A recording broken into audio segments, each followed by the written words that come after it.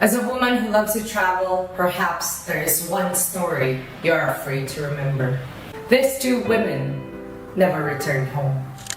Our grim story starts in the bustling city of Mendoza, located in the western part of Argentina, a region renowned for its lush vineyards and wine production. Welcome to Crime Chronicles Unearthed.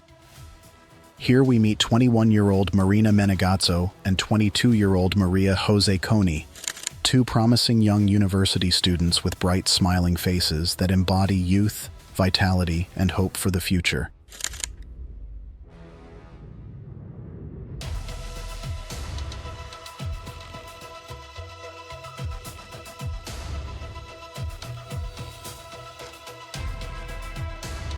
Marina was working towards a degree in speech therapy. She loves helping others and has always been a sympathetic listener that people are instinctively drawn to. Maria Jose was studying economics, with aspirations to launch a career in business after graduation. Marina Menegazzo, 21, and Maria Jose Coni, 22, were two young, vibrant friends from Mendoza, Argentina. On January 10, 2016, they embarked on a month-long backpacking adventure through Peru and Ecuador.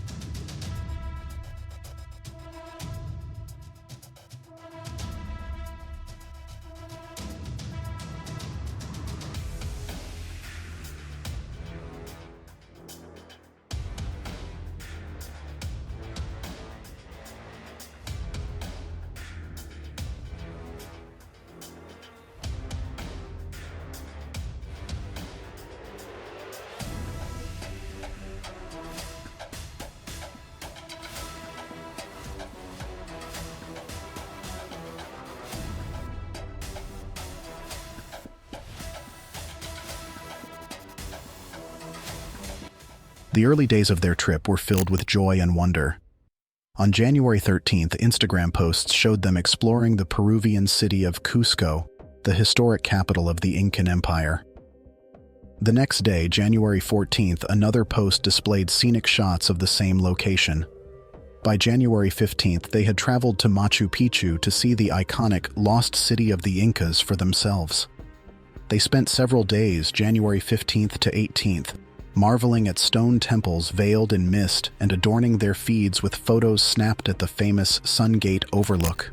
Over a week later, on January 23rd, the two trekked up the Peruvian coastline to enjoy beachside views near Mancora.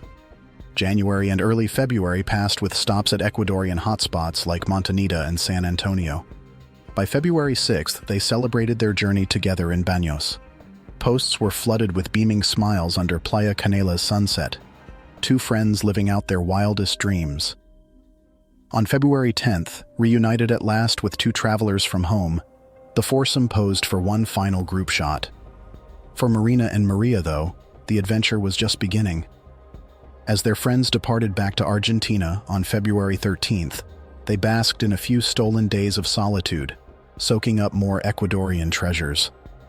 Capturing a photograph for the gram was now a solo endeavor for Maria. What they didn't realize was that February 22nd's post from dreamy Montañita, smiling brightly with her best friend by her side, would be Maria's last. She told her family they would take an overnight bus to Lima, Peru on February 23rd to reconvene with their travel mates. After flying from Lima to Santiago, Chile on February 25th, they'd all bus back to their homeland together on February 26th. She warned that communication could be limited until they were safely back on Argentine soil. It was Monday, February 22nd, 2016. Montañita, Ecuador. Two smiling friends posed together along the golden sands of Playa Principal, embraced by the turquoise waters of the Pacific. In this moment, Marina Menegazzo, 21, and Maria Jose Coni, 22, were vibrant and full of joy, fulfilling their dreams of adventure abroad. But within days, their families back home in Argentina would face unfathomable heartbreak and mystery. The first public plea for assistance came from Marina's sister, desperate for any shred of information. She posted the girl's haunting last image with this caption: "My sister and her friend disappeared on Monday the 22nd in Montañita, Ecuador. Please spread this information." Immediate concerns mounted. Had Marina and Maria safely departed Ecuador as planned?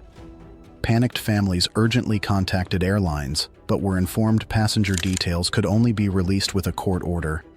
Even more alarming, the friends whom the girls were scheduled to stay with in Lima, Peru, before flying back to Argentina notified the families that Marina and Maria had never arrived. Fears escalating by the hour, emergency services were called on February 25th to officially report the girls missing. The Argentine consulate intervened as well, sending Marina and Maria's fingerprints to Ecuadorian authorities. This was in grim response to chilling breaking news. An unidentified female body had been discovered in Montañita on February 22nd, the very same day as the girls' final joyful photo by the sea. On Saturday, February 27th, the unthinkable was confirmed through fingerprint analysis. The remains belonged to Maria. Suspicions swirled that she had likely been killed before ever having the opportunity to leave Ecuador. But had the same merciless fate befallen Marina? Or could she possibly still be out there somewhere, lost and waiting to be found? Examining the site where Maria's remains were uncovered just days prior, investigators made another horrific find mere yards away: the body of Marina Menegazzo. Discarded and left to decay under debris as if human life held no more value than household trash, both girls had been bound, their mouths muffled, inside industrial plastic bags fastened tightly with duct tape. These were not items casually collected from some back alley dumpster, but deliberately purchased and prepared instruments of death. Investigators recoiled at such ruthless efficiency in the calculated steps of evil. Autopsy results for Maria chronicled savage violence inflicted upon her final hours. Blunt force trauma crushed her skull. Jagged internal injuries evidenced brutal assault. Her arms bore binding marks, proof that she endured unimaginable suffering while defenseless and unable to escape. Marina's report reflected similar merciless brutality. 6 piercing stab wounds had sliced through soft flesh into arteries, stealing not only her last breaths, but any last shreds of comfort she may have clung to, knowing her dear friend was close by. Investigators established time of death as February 23rd, a full day after their chilling social media silence first signaled trouble. Toxicology exposed lethal levels of psychiatric medication secretly administered, likely dissolved into their food or drink so they would have no chance to resist once the drugs took hold. The discovery of Maria and Marina's bodies on February 27, 2016 broke hearts around the world. But just 24 hours later, another twist in the investigation caused mixed reactions. Ecuadorian authorities announced 2 suspects were already in custody: 33-year-old Alberto Segundo Minapon and 39-year-old Aurelio Eduardo Rodriguez. Police stated the men confessed immediately, offering a detailed account of events leading up to the girls' brutal murders. Yet skepticism mounted over this unexpectedly swift resolution and the dubious details that didn't quite add up. According to the initial suspect testimony, Maria and Marina had left their hotel on February 22nd with plans to hitchhike to Lima, Peru, after getting robbed of all cash on hand. However, relatives countered that the girls had credit and bank cards to access funds if truly stranded. Their hotel owner also refuted claims of any on-site theft.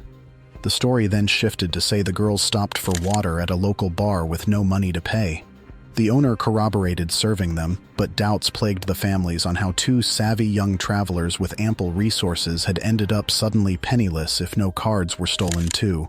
As the grim tale continued, suspects claimed they approached Maria and Marina in the bar upon overhearing about their travel troubles. Offering aid, they convinced the girls to spend the night at Pon's home instead of navigating risky nighttime streets. Taxi and store clerks supported witnessing the women willingly accompany the men. Pon admitted that once back at the house inebriated after more drinks, he tried forcing himself on Maria while Rodriguez attacked Marina in the other room.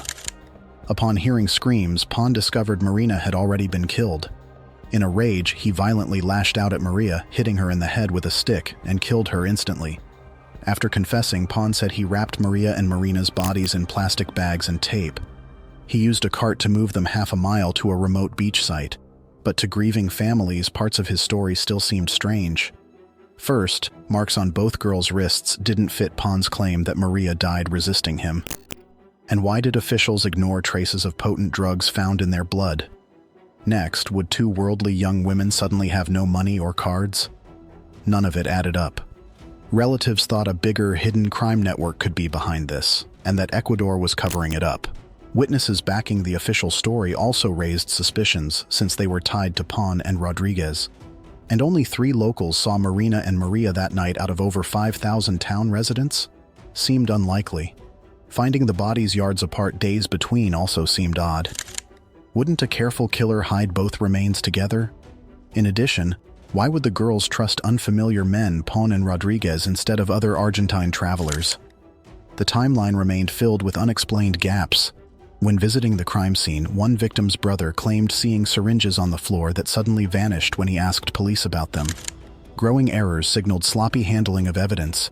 As the suspects changed details again and again, any believability disappeared. To heartbroken families, Pon and Rodriguez looked like expendable scapegoats used by officials before the crimes damaged Ecuador's tourism money. Powerful interests likely wanted a quick cover-up. In a shocking turn, Pon denied guilt and blamed a Venezuelan drug dealer with the alias El Chamo for the murders. Police arrested this man, but DNA tests cleared him. With Pon's confession crumbling, skepticism only grew amongst grieving families clutching onto hope for the real truth. A second autopsy brought some clarity around the horrors Maria and Marina faced. Both showed signs confirming they endured sexual assault and could not have defended themselves in their incapacitated states. Maria bore marks suggesting she was thrown from a moving vehicle before death.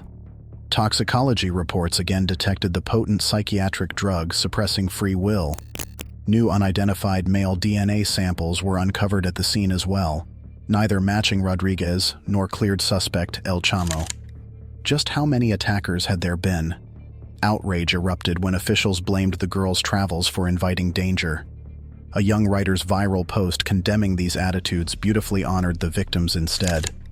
Finally, in August 2016, trials began against Pon and Rodriguez, but Pon now denied guilt, claiming Ecuadorian police coerced his confession. Rodriguez also changed his story, alleging unnamed Colombians traffickers committed the murders. When the prosecution revealed DNA suspicions of additional culprits, cover-up theories strengthened for grieving families seeking credibility. Both defendants received 40-year sentences. In late 2016, DNA tied another man, Jose Luis Castro, to the scene. Though Castro claimed innocence, his alibi fell apart when a dentist debunked his infection defense. Castro was just desperately grasping at excuses. Despite his denials, Castro's social media arrogance showed no remorse. Castro also sentenced to 40 years jail. Even with late Argentine police collaboration, the official story stays riddled with holes. The search continues for culprits matching unidentified DNA samples. The families still grieve without closure.